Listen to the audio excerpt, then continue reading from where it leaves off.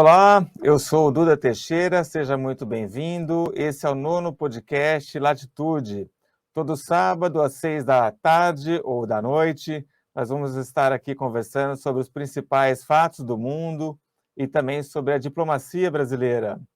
Aqui do meu lado, como de costume, Rogério Ortega, Rogério que trabalha no Antagonista e também assina as colunas do Rui Goiaba na Cruzoé. Ortega, seja muito bem-vindo mais uma vez. Obrigado, boa noite ou boa tarde a todos. Você que é o criador do bordão do Latitude, então, por favor. Preciso começar a desenvolver modos de dizer diferente, mas assim, Latitude, um podcast para situar você no mundo. Bom, nesse 9º podcast nós temos um convidado, Daniel Buarque. O Daniel é de Recife e ele é um especialista em analisar como o resto do mundo está olhando para o Brasil. Daniel, seja muito bem-vindo. Bem-vindo, Daniel. Obrigado pelo convite, muito bom estar aqui com vocês. O Daniel já escreveu esses 2 livros aqui, primeiro de 2013, esse aqui do ano passado, e os 2 analisando a imagem do Brasil lá fora. Ele também tem outros 3 livros sobre gastronomia em Nova York, um só sobre sorvete na Itália e Londres, né? Mas, para começar essa conversa, a gente quer conversar aqui sobre o Fórum de Davos. O governo brasileiro, o Lula não foi, mas representando o nosso governo foi o ministro da Fazenda, Fernando Haddad, e a Marina Silva, ministra do Meio Ambiente. Falaram muito lá. Aliás, a Marina até encontrou a Greta, né, João? Já tem a foto aí, isso aí. Marina e Greta Thunberg. Isso. Bom, Marina lembrou ali do passado dela, elogiou o pessoal que tem a 3ª geração de ativistas, né? Teve ali uma identificação entre as duas, e o discurso, tanto ela do Haddad, muito focados no meio ambiente. Daniel, como é que você acha que o Brasil foi visto lá em Davos? Pois o foco é o meio ambiente, né? Porque Davos já tem essa discussão em torno da questão do desenvolvimento sustentável, é um lugar para se falar de economia mundial, e hoje em dia não se fala muito de economia mundial sem focar como fazer isso, sem destruir o planeta. E nesse contexto, o Brasil volta a ter um protagonismo de forma positiva. Durante 4 anos, a política ambiental do Brasil foi muito mal vista no exterior, foi muito criticada, era um dos principais pontos de crítica ao governo Jair Bolsonaro visto de fora, e que também se torna um dos pontos de maior otimismo depois da vitória de Lula. Uma das coisas que foi mais elogiada desde que Lula ganhou e assumiu o poder seria essa volta do Brasil, como ele discursou lá na COP, a uma posição de ter um protagonismo positivo na questão ambiental global. Então, acaba sendo muito bom para o Brasil, tendo esse espaço para poder aparecer dessa forma. Talvez o Brasil não tenha tido o peso que gostaria de ter na questão econômica de fato, na questão de ter um peso nas discussões sobre como a economia global vai caminhar, mas vai ter importância nesse sentido, de discutir como vai ficar a questão ambiental dentro da discussão sobre economia. E aí o Brasil tem visibilidade, o Brasil recebe atenção, tem relevância ao que ele vai propor lá, e ao mesmo tempo se torna um primeiro lugar onde vai se começar a cobrar do Brasil, porque a eleição de Lula gerou uma onda de otimismo no resto do mundo, pessoas exagerando de uma forma assim até de que o mundo está salvo, vamos para desmatamento zero, e vai ser um processo difícil fazer isso. Retomar uma proteção ambiental no Brasil, retomar uma queda do desmatamento, não é uma coisa que acontece de uma hora para outra, que vai dar muito trabalho, e que a partir desse ano já vai se cobrar resultado. Não adianta só ter a retórica, que é muito importante, a retórica de Lula dizer que vai proteger o ambiente, mas, ao mesmo tempo, precisa ter resultado, precisa demonstrar, precisa ter ação. E eu acho que Davos já dá sinal de que vai se cobrar ação. Vai proteger o meio ambiente? Como? O que vai ser feito? E aí tem as parcerias, a própria Marina já falou que já estão sendo acionadas parcerias para receber verba internacional para usar na proteção da Amazônia. Isso tudo pode trazer resultado, mas precisa começar a virar ação prática para poder dar algum sinal mais positivo que vai além da retórica, né? Porque aí é que mostra que o Brasil está, de fato, trabalhando para poder proteger o ambiente e trabalhando para atuar de acordo com esse protagonismo que ele pode ter no mundo e de ser uma liderança global na questão ambiental, né? Existe um vácuo aí nisso, né? O desde que o Trump foi presidente e deixou um vácuo nessa questão ambiental, ele saiu do Acordo de Paris. Biden retomou um pouco isso, voltou para o Acordo de Paris, fez uma cúpula voltada para o ambiente, tem essa atenção, mas os Estados Unidos estão mais preocupados com outras questões, né? Estão preocupados com problemas internos, estão preocupados com a própria democracia deles, estão preocupados com a guerra na Ucrânia, estão preocupados com a rivalidade com a China. Então, eles não conseguem dar atenção para isso, que é fundamental, mas que não tem nenhum país liderando, de fato, no mundo na questão ambiental. Então, tem esse espaço aí que o Brasil pode entrar, já teve essa relevância, pode voltar a ter essa relevância agora e aproveitar esse caminho. Mas, de novo, o Davos demonstra que vai ter atenção, vai ter otimismo, mas vai ter cobrança para ter resultado e ter ação. Tem que ver como é que vai ser esse processo daqui para frente. E a Marina, lá fora, ela é super bem vista, né? Ela é quase Sim. que uma... ela é super reconhecida. Ela me chamou a atenção isso dela pedir dinheiro, né? Que era uma coisa que se criticava muito no governo Bolsonaro. Porque, olha, o que falavam alguns ambientalistas aí, o Brasil não precisa de dinheiro para proteger a Amazônia. Mas é porque tem uma questão que no governo Bolsonaro, ele dizia, vocês têm que pagar, mas ele não prometia nada. Uhum. Ele queria receber ajuda. Não prometia contrapartida. Não prometia contrapartida. Ele não, e, pelo contrário, ele rejeitava qualquer tipo de acordo que ele tivesse que dar alguma contrapartida, fazer alguma coisa.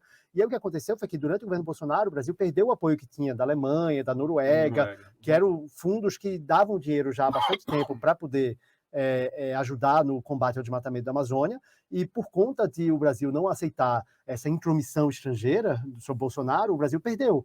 E é isso que está voltando agora. São esses fundos que ajudam a ter ações de proteção da Amazônia. Então, eles estão voltando, e aí volta junto com uma cobrança de que tenha essa contrapartida, de que, tipo, vocês agora vão ter que mostrar como está sendo gasto o dinheiro, vão ter que gastar de uma forma que mostre que é eficiente e mostrar qual é o resultado que isso vai dar.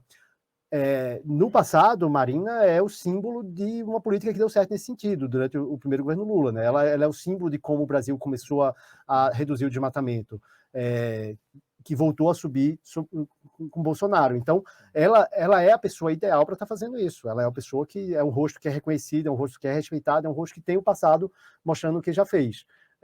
E aí ela está abraçando isso e pedindo essa ajuda também internacional, para poder desenvolver esse trabalho que, teoricamente, espero que consiga dar algum resultado, né? A gente precisa realmente sair só da questão retórica e começar a entrar numa questão prática de mostrar resultado e diminuir, até porque um dos grandes debates hoje em dia é a ideia de tipping point, né? Que se fala que é o ponto de virada a partir do qual a Amazônia não vai ser mais recuperada como era antes. Fala-se muito, alguns especialistas acham que a Amazônia está perto desse ponto de virada, e é preciso evitar que cruze essa linha e manter a floresta não intacta, mas pelo menos diminuir o desmatamento e proteger e tentar reflorestar algumas áreas. Joia Ortega, você tem uma pergunta? Sobre Davos, não. A gente talvez já pudesse entrar na Claro. história da imagem do Brasil um pouco mais amplamente. O Daniel é editor executivo, me corrija se eu estiver errado, da revista Interesse Nacional, que é uma revista trimestral de artigos sobre política externa e diplomacia, que tem um portal que é atualizado diariamente com notícias, artigos, etc. e tal. A Interesse Nacional tem, desde abril do ano passado, uma pesquisa chamada Índice de Interesse Internacional, certo? Que acompanha 7 jornais estrangeiros, 7 veículos, o noticiário sobre o Brasil em todos eles e tenta classificá-lo em positivo, neutro ou negativo. E o Daniel estava dizendo para a gente aqui, antes de a gente entrar, e está no portal da Interesse Nacional, caso vocês queiram ver, que depois da invasão bolsonarista em Brasília, no 8 de janeiro, da depredação dos prédios dos 3 poderes, as menções negativas ao Brasil dispararam na imprensa internacional, algo em torno de o quê? 75% de menções negativas na semana posterior aos ataques. Eu queria que você falasse um pouco não só dessa repercussão específica dos ataques aos prédios dos 3 poderes, mas do anterior, claro, de como o que a pesquisa de vocês do Interesse Internacional estava captando, claro, em relação à imagem do Brasil durante o último ano do governo Bolsonaro e antes desses ataques. Certo. Começando pelos ataques, o que eu achei mais surpreendente não é nem só que 3 em cada 4 matérias eram negativas sobre o Brasil, o tamanho da visibilidade, né? A gente tenta fazer essa classificação de visibilidade, quanto se fala sobre o Brasil, quantas reportagens com menção de destaque ao Brasil fazem esses 7 jornais. E a gente tem um histórico que a média era de em torno de 60 matérias por semana. Na semana depois do ataque, de segunda-feira, 9 de janeiro, até o domingo agora, foram 263. Ou seja, foi a maior visibilidade que a gente pegou em um ano. De mais de 50%, se não me engano, 55% além do recorde que era anterior, tinha sido na semana após o segundo turno da eleição.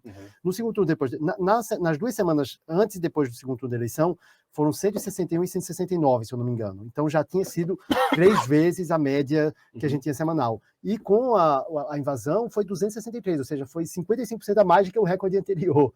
E quase 5 vezes mais do que a média, né? Então essa visibilidade chamou muita atenção. O número de matérias que a gente teve que analisar foi muito maior do que a gente estava acostumado. E também teve essa questão negativa. O recorde que a gente tinha negativo antes do ataque em Brasília tinha sido em junho, na época do desaparecimento do Dom Phillips e do Bruno Pereira. Aquele tinha sido, até então, o pior momento de imagem do Brasil. O que mostra, sem querer te interromper, o quanto a questão ambiental Exatamente. É crucial para a visão do Brasil lá fora. Né? Aí tem 2 pontos, né? Tem a questão ambiental e tem a questão de que era um jornalista estrangeiro, um jornalista inglês, que escrevia para o Guardian. Então, a cobertura do Guardian foi gigantesca.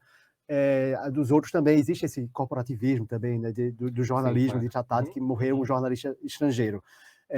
Mas é isso, até então, e naquele momento tinha sido 70% de notícias negativas sobre o Brasil, e agora foram 75%, então foi o pior momento de imagem do Brasil, teve muita visibilidade negativa. E tem um ponto também que essa classificação de positiva, negativa e neutra, a gente tenta fazer de uma forma muito sistemática para poder mostrar de que forma a notícia pode afetar o olhar do leitor sobre o país.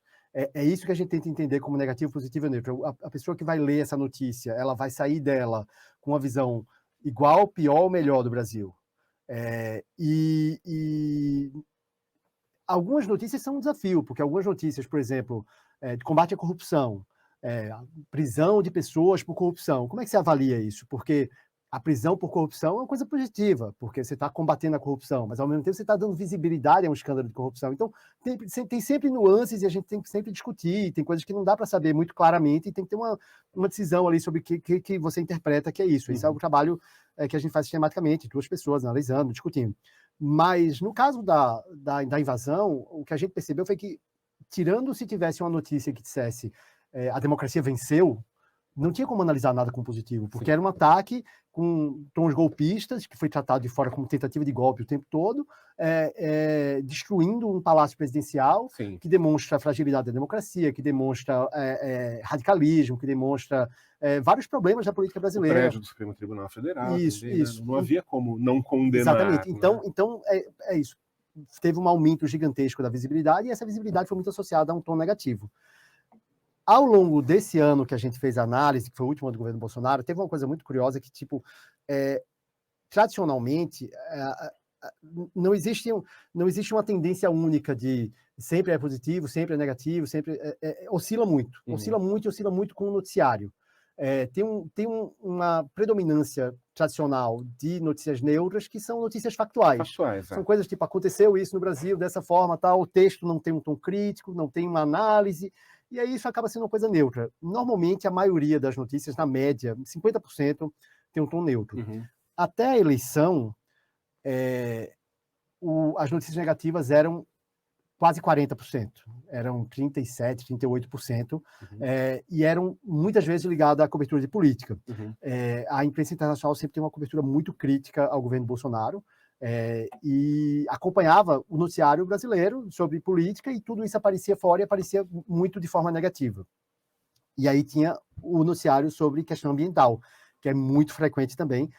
A gente está falando de uma amostra de 7 jornais, claro, não representa todo o universo de jornais do mundo, mas a gente tenta pegar de vários países e pegando jornais que chama Newspapers of Record, né, que são os jornais que estão ali registrando a história, e isso é uma amostra do que está sendo pensado fora. Só para a gente dizer para o espectador quais são os jornais. O New York Times, certo? O Guardian, em inglês, Le Monde, da França, o Público de Portugal, o Clarín, da Argentina, o El País, da Espanha, e o China Daily. E o China Daily é interessante, a gente estava conversando conversando também antes de vir para cá, porque desses todos é o mais porta-voz do Isso. governo, né? Isso. A opinião do New York Times, assim como do Le Monde, assim como É. do Clarín, não são as dos respectivos governos. A do China Daily, que é escrito em inglês para um público externo Isso. da China, é o Partido Comunista Chinês falando ali, Exatamente, certo? exatamente. E eles focam muito mais em economia Isso. do que os outros. Economia, parcerias com o Brasil, Uhum. desenvolvimento dos BRICS e menos política. Eles não, e tem essa coisa do próprio governo chinês de tipo de não se envolver abertamente, Em né? assuntos De, não, internos dos exatamente. países, Pelo né? menos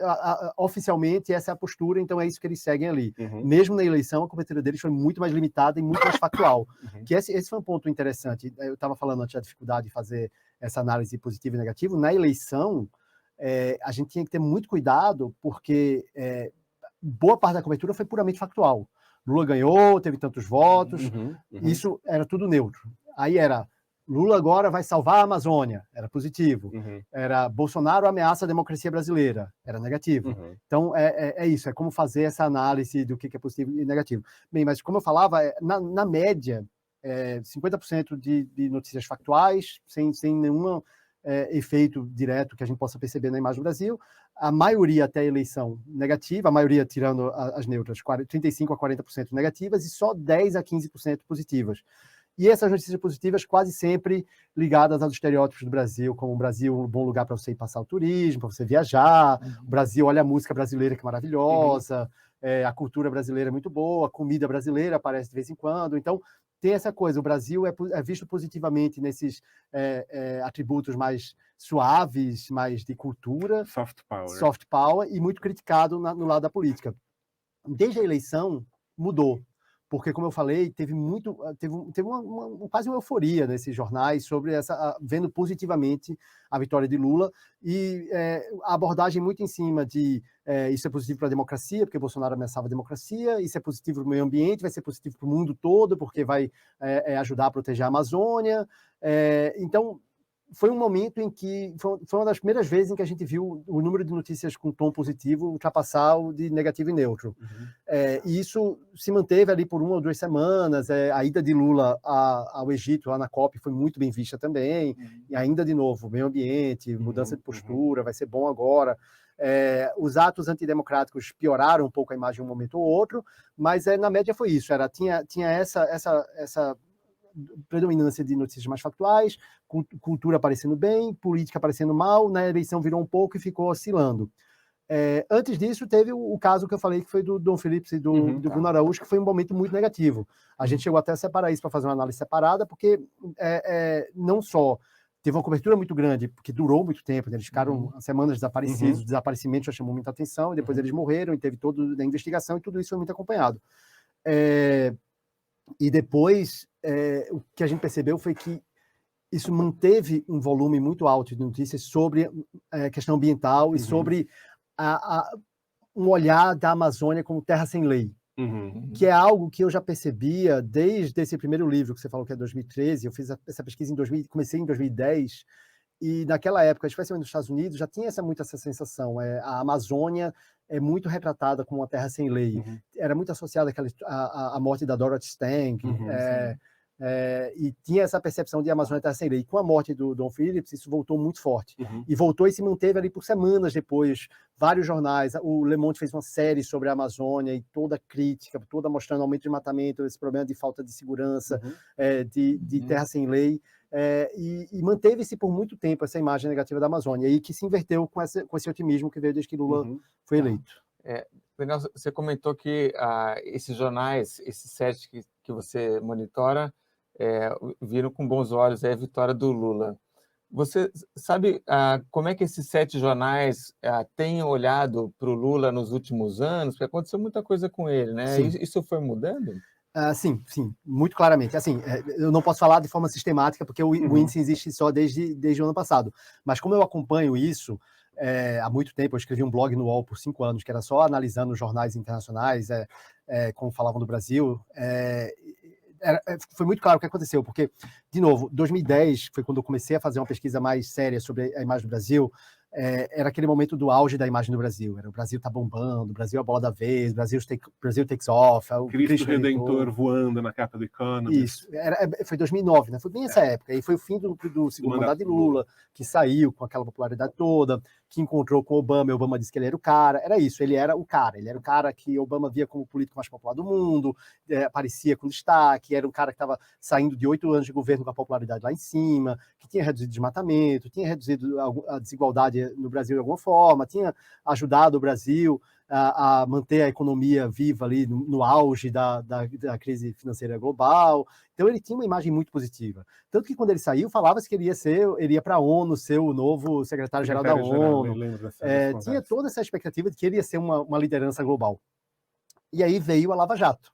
E aí veio a crise com Dilma. Veio o fato de que Dilma reduziu a presença do Brasil, e Dilma sempre era vista como tipo a sucessora dele, né? E Dilma não tinha uma imagem tão positiva. Você pega especialmente a cobertura de economia sobre o Brasil no governo dela, era muito crítica.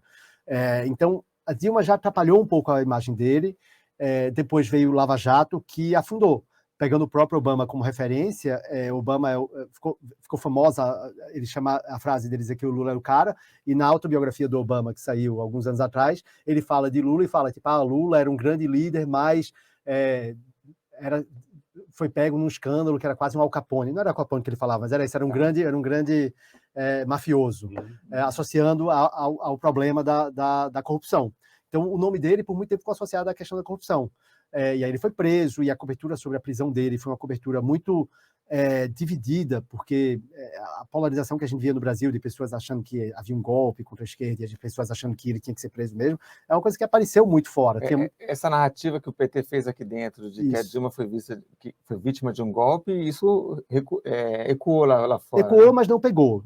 Fora, a gente pode falar um pouco de impeachment também, mas só para finalizar, o Lula, a imagem dele afundou ali quando ele foi preso. Teve gente que defendia ele, teve gente que falava que o processo estava errado, teve gente que criticava a Lava Jato, mas a imagem dele afundou de fato ali. E criou-se no mundo a mesma sensação que muita gente tinha no Brasil, de que ele tinha morrido politicamente. E aí, com a Vaza Jato, com as revelações contra a Lava Jato, o Sérgio Moro, Dallagnol, meio que se recriou o símbolo mitológico de Lula como sendo uma grande liderança popular e democrática. E aí ele cresceu muito como o contraponto de Bolsonaro. Bolsonaro tinha uma imagem muito negativa no mundo, muito negativa, por conta de declarações dele, de postura dele em política externa. A cobertura era sempre muito crítica. E Lula cresceu como contraponto a Bolsonaro, como nenhum outro político de esquerda conseguiu fazer durante os 4 anos, durante a eleição e nem durante os 4 anos do governo Bolsonaro. E isso revitalizou a imagem dele. A imagem dele voltou àquela imagem positiva. O tom de euforia de muitos analistas externos depois da eleição lembra muito o tom de euforia que a gente via em 2009 e 2010. Lula o cara, Lula o salvador da pátria. Isso é um problema, né? Porque isso cria uma expectativa muito grande, vai ter cobrança em cima disso e pode criar uma sensação de que agora o Brasil está salvo, quando a gente tem muitos dos problemas que a gente teve durante o governo Bolsonaro continuam existindo e vão ter que ser tratados por esse governo agora. Então, a imagem dele oscilou junto no mundo, oscilou junto com o que aconteceu aqui no Brasil. Ele caiu em desgraça e depois foi reabilitado. Agora, pelo que você falou, a tragédia que foi o Bolsonaro, principalmente na questão do meio ambiente, ajudou o Lula a limpar a imagem dele da Lava Jato. Sim. Ajudou a limpar a imagem dele como um todo, né? Ele aparece como um democrata, como uma pessoa que fala o que o mundo quer ouvir, que fala, que promete ações pelo meio ambiente, que promete liderança do Brasil, que promete presença do Brasil em fóruns internacionais. Então, realmente, ele é reabilitado em grande parte por Bolsonaro. E talvez no Brasil também, né? Tipo, o Lula, se não houvesse os 4 anos de Bolsonaro, talvez o Lula não tivesse voltado à política brasileira, talvez ele nem quisesse votar, talvez ele quisesse e não tivesse espaço para ele. Por pouco, né? Uma diferença de 2 milhões de votos. Exatamente. Mas reabilitou. A imagem dele hoje é uma imagem muito positiva, que eu acho que lembra muito a imagem que ele tinha nessa época aí de 2010, que era uma imagem... Do final do segundo mandato. Isso, do final do segundo mandato dele. E para falar de impeachment, o impeachment é um tema de um capítulo desse meu livro de 2022, que é analisando como foi feita a cobertura, como foi feito um olhar externo sobre o impeachment. E o principal é que não pegou a imagem de golpe. Chegou uma guerra de narrativas no exterior também, com pessoas chamando de golpe, com pessoas criticando, mas de forma geral, não. De forma geral, foi visto como um processo legítimo, que seguiu o rito constitucional, Uhum. mas foi muito criticado.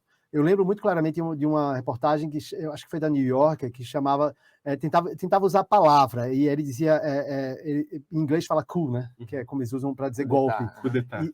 E eles dizem, tipo, não foi um coup no sentido de um golpe de Estado, mas foi um coup no sentido de um golpe, de um estratagema, de uma manipulação. E aí outros falavam, tipo, foi um jeitinho. O Brasil deu um velho jeitinho na política para poder tirar uma líder que não tinha popularidade, que não tinha apoio.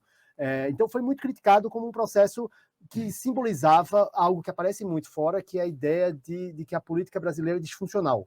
É algo que é muito comum aparecer quando se analisa no exterior a política brasileira, de que ela não funciona, tem partido demais, é fragmentada, tem muito fisiologismo, tem muitos interesses, e isso muita gente critica como sendo disfuncional, é uma palavra que aparece muito. Uhum. E o que o impeachment mais fez foi reforçar essa imagem. Dilma em nenhum momento foi associada tão fortemente à corrupção quanto Lula foi, mas era vista como uma líder que era impopular, que era inepta, que não conseguia governar e que acabou sendo vítima de políticos que foram mais competentes que ela. Então não é uma imagem positiva, mas não é uma imagem de golpe. Pelo contrário, análises mais profundas foram feitas até para dizer, tipo, não.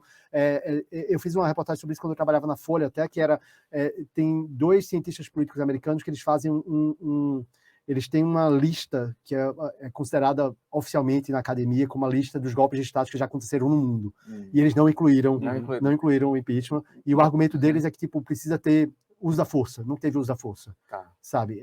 Esse era o principal argumento. Não teve uso da força, você não pode dizer que foi um golpe. Mas o PT vai insistir nessa retórica até conseguir. Você vai ver, eles continuam monitorando aí.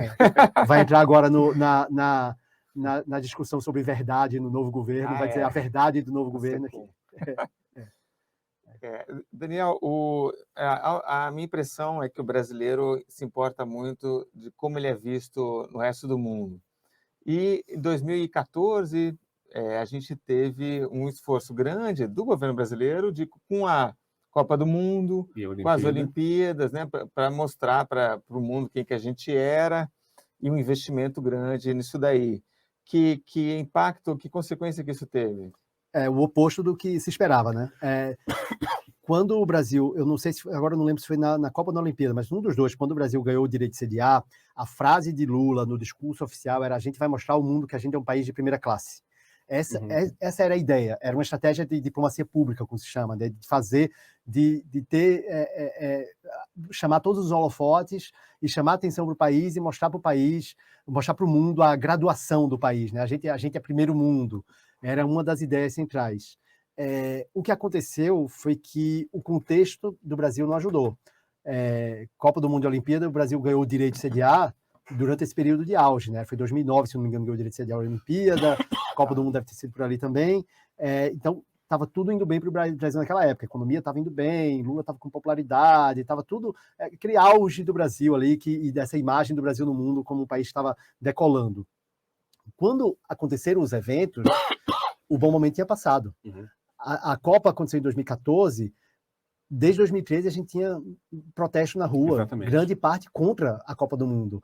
E isso foi uma grande revelação. Tem um pesquisador chileno que ele fez a pesquisa dele só sobre a construção do imaginário nacional e internacional nos protestos de 2013. Chama César Jiménez Martins, ele dá aula em Cardiff atualmente.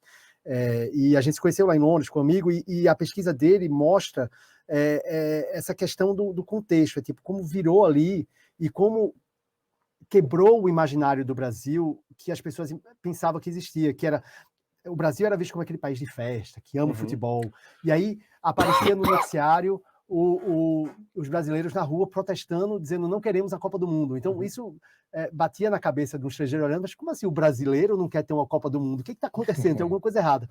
Então esse contexto atrapalhou. E aí chegou em 2014, com protesto na rua, com o começo da crise econômica, com a popularidade de Dilma caindo, com protesto contra Dilma, com protesto na rua fora da Copa.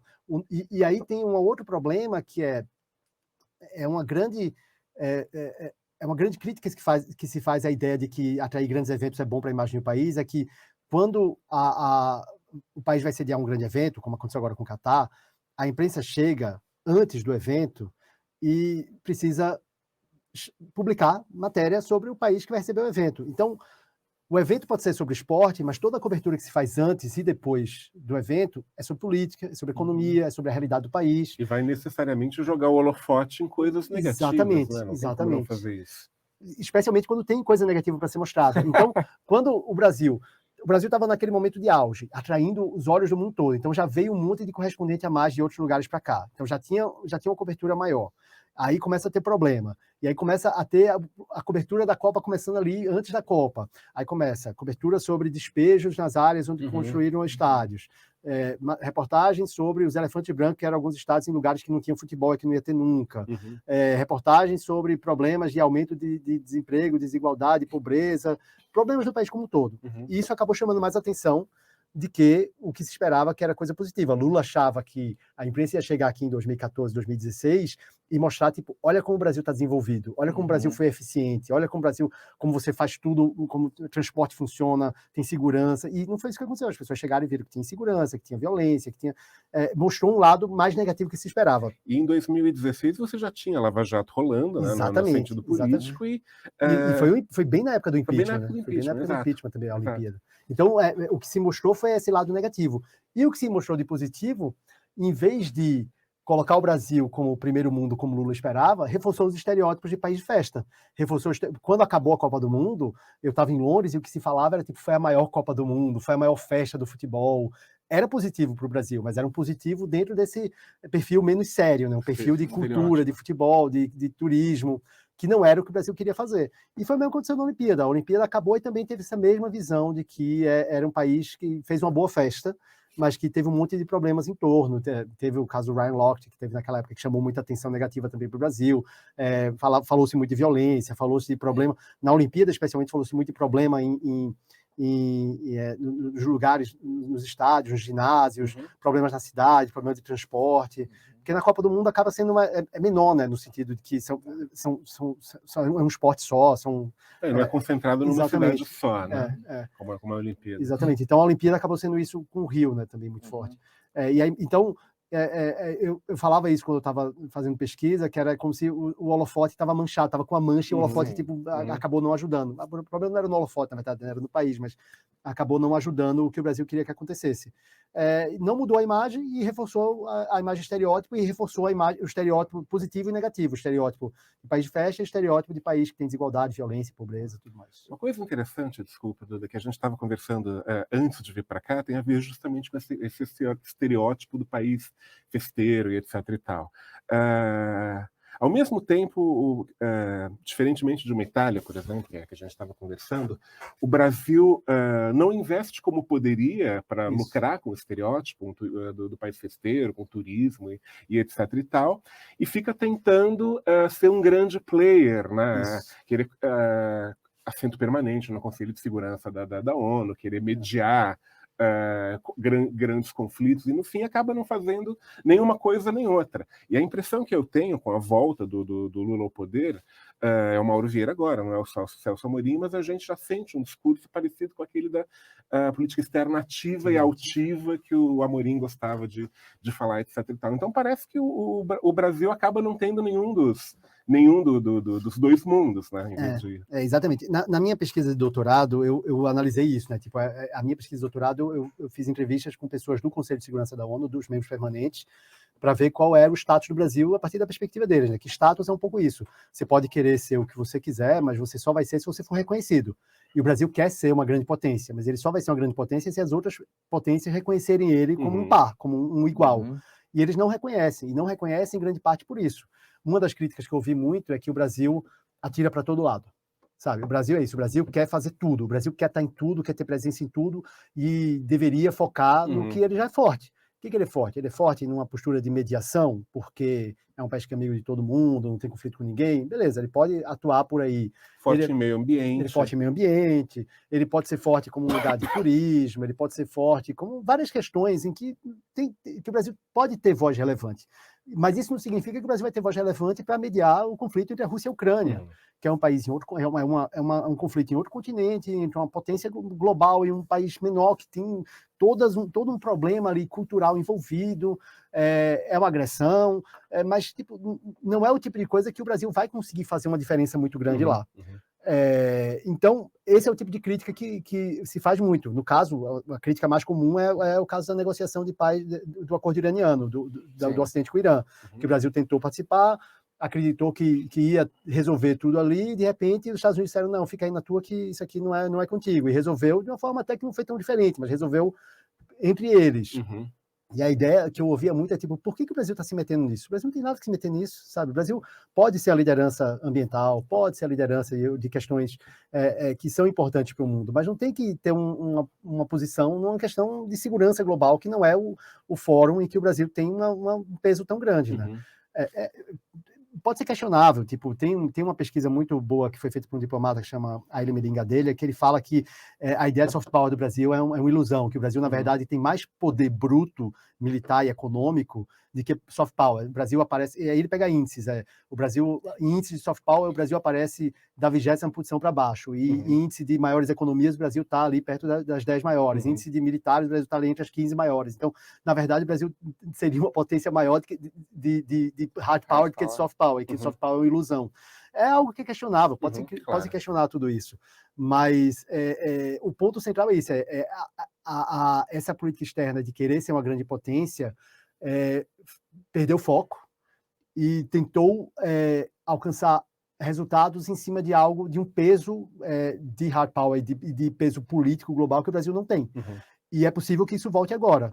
E durante essa época em que o Brasil ia bem no mundo, o Brasil era até ouvido, dava-se alguma atenção. No momento atual, é difícil saber o que voz o Brasil vai ter além da questão ambiental, né? Então, o Brasil tem que saber suas limitações, né? Tem que saber tentar agir dentro dos parâmetros que ele consegue atingir algum resultado para poder ser eficiente e não ficar focar, sonhando com coisas que não vai conseguir, né? Daniel, então o Brasil focando aí, como o Ortega falou, né, dentro das nossas limitações, a gente esquece essas coisas de virar uma grande potência e vamos investir na nossa vocação, então vamos pegar aí turismo, né? Essa é a questão eu gosto muito dessa brincadeira do país sério, né? Eu já escrevi artigos sobre isso, escrevi um livro sobre isso, e a questão, porque é a frase que é apócrifa, né? Que não é do Charles de Gaulle, é muito citada como sendo dele, mas não foi dele, que o Brasil não é um país sério. A discussão que eu acho que é importante é, tipo, primeiro, o que significa ser um país sério? Quem está dizendo quem é sério ou quem não é? E segundo, não ser sério pode não ser um problema. Essa é a comparação com a Itália, né? A Itália é um país que também não é vista como país sério, mas os italianos não estão tentando ter voz ativa para resolver o problema na Ucrânia, resolver problemas do mundo todo. Os italianos vender moda, gastronomia, exatamente, eles surfam nisso. E o que acontece? É um dos países mais visitados do mundo, é um dos países mais admirados do mundo pela gastronomia, pela moda, sabe? Eles aproveitam isso de forma positiva. E o Brasil não faz isso. O Brasil, para o potencial de turismo que o Brasil tem, é muito mal explorado. A gente recebe muito pouca gente, não tem estrutura, não tem segurança, as pessoas não falam outros idiomas, não tem treinamento, não tem serviço de qualidade. E se o Brasil investisse nisso, que teria como ser um potencial, ele podia ter um retorno financeiro muito grande, ter um retorno positivo de imagem, de melhorar, aproveitar um estereótipo que já existe, mas usar ele de forma positiva. E não ficar dando murro em ponta de faca de dizer, não, eu não sou um país só de festa, eu não sou um país só de turismo e quero estar aqui no Conselho de Segurança da ONU. É uma questão só de saber o que dá para fazer e o que não dá para fazer. Seria ruim o Brasil estar no Conselho de Segurança da ONU? Possivelmente não. Seria estranho porque dentro da política brasileira de ser bom vizinho e ser amigo de todo mundo, o Brasil muitas vezes, como eu costumo dizer, fica em cima do muro, não toma decisão, não fica de lado. Mesmo no caso da Ucrânia com a Rússia, o Brasil até hoje não teve uma postura mais dura contra a Rússia. E eu vi muito isso. O Brasil quer estar no Conselho de Segurança da ONU, para quê? O Brasil vai ter que não pode se abster. Não, como membro permanente, ele vai ter que tomar uma decisão. Ao tomar uma decisão, tem um preço político, porque você vai comprar inimizade com algum país que você não vai ser inimigo, não quer ter inimizade, sabe?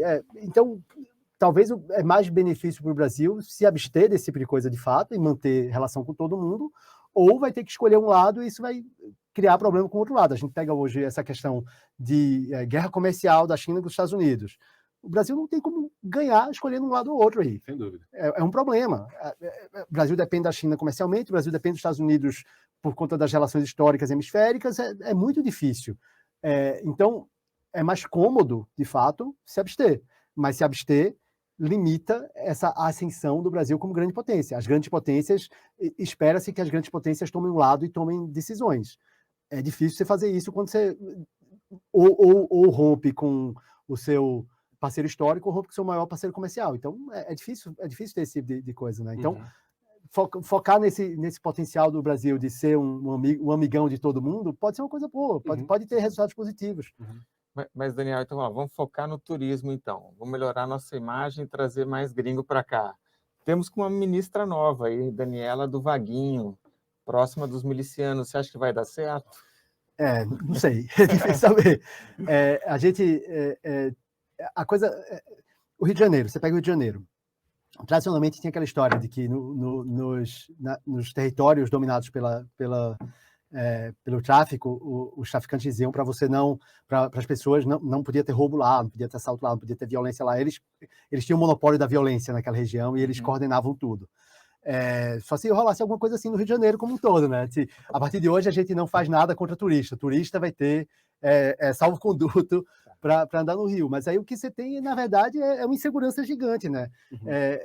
O Rio é um lugar onde você tem casos frequentes de pessoas que se perdem pelo GPS e entram num lugar que não deveria entrar e o carro é ou alvejado, ou cercado, ou é assaltado. Então, isso é uma coisa que cria medo em turista. E não é só o Rio, estou falando o Rio aqui como exemplo, mas você falou, eu sou do Recife. Recentemente, um turista alemão morreu no Recife num assalto. O cara chega lá num navio, num cruzeiro, desce, vai passear ali no Recife Antigo, que tem uma região muito bonita, mas começa a andar um pouco e começa a entrar para uma área que não é mais tão segura, vai ser assaltado, cai no chão, bate a cabeça e morre. Como isso pode ajudar a imagem do Brasil? De jeito nenhum. Sabe, e aí sai na Alemanha a notícia de que o cara foi fazer turismo no Recife, caiu, morreu, foi assaltado e morreu. Isso é um problema muito sério, né? Então, isso. Não sei como o Ministério do Turismo pode atuar para transformar o Brasil num lugar mais atraente quando a realidade não está ajudando.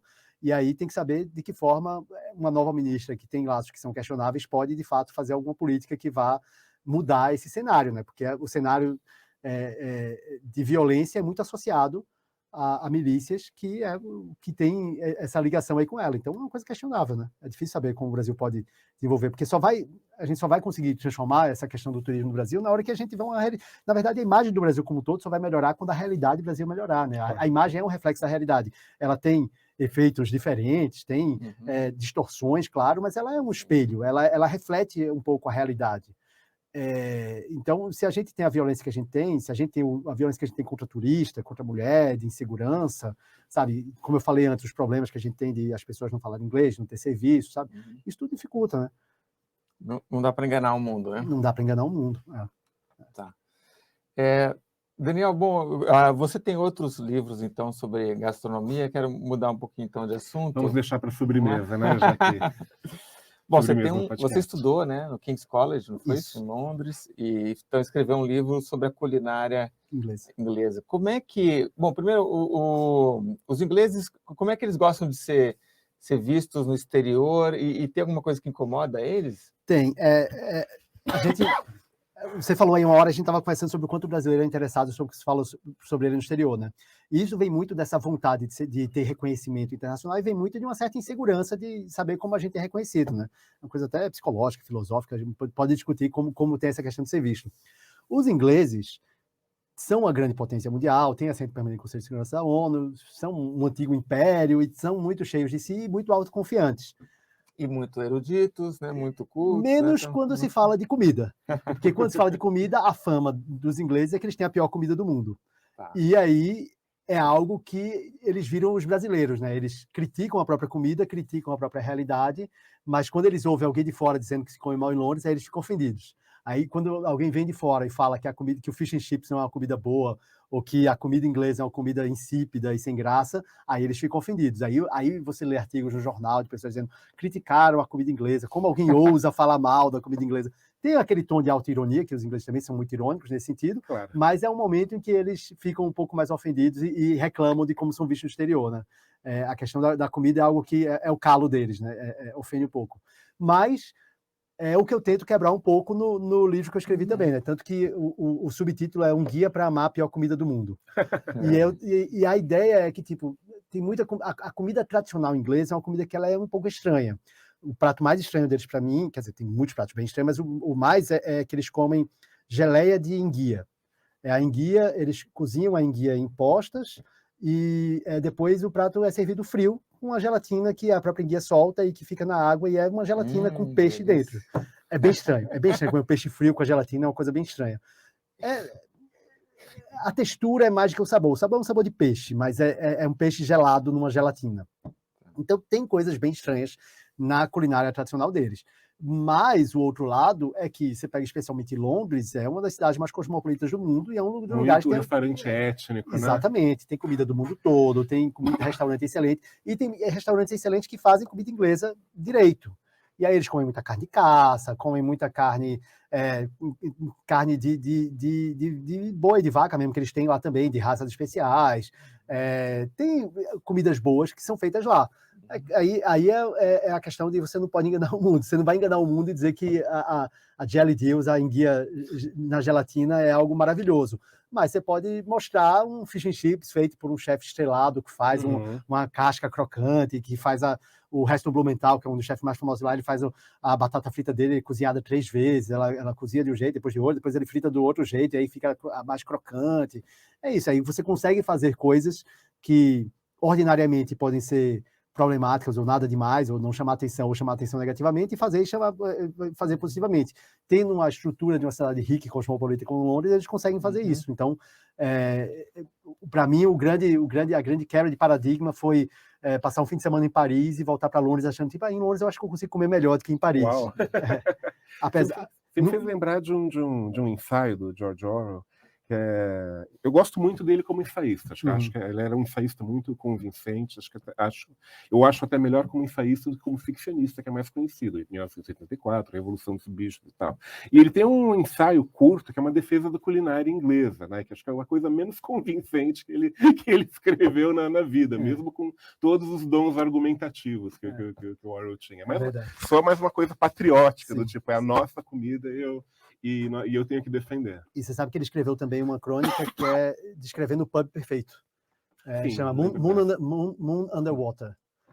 E aí ele descreve tudo o que tem que ter no pub perfeito. E aí hoje na Inglaterra tem vários pubs com esse nome, tipo, usando isso para dizer que é o pub perfeito. É bem legal. Agora, os britânicos podem falar mal da própria comida, eles não gostam que outros falem mal da Exatamente. comida. É como nós, né? A gente não gosta que gringos falem mal do Brasil. Como todo mundo com a própria família, né? Eu posso falar mal da minha família, você não pode. E você tem outro livro que é sobre sorvetes... Sorvete na Itália. Tá.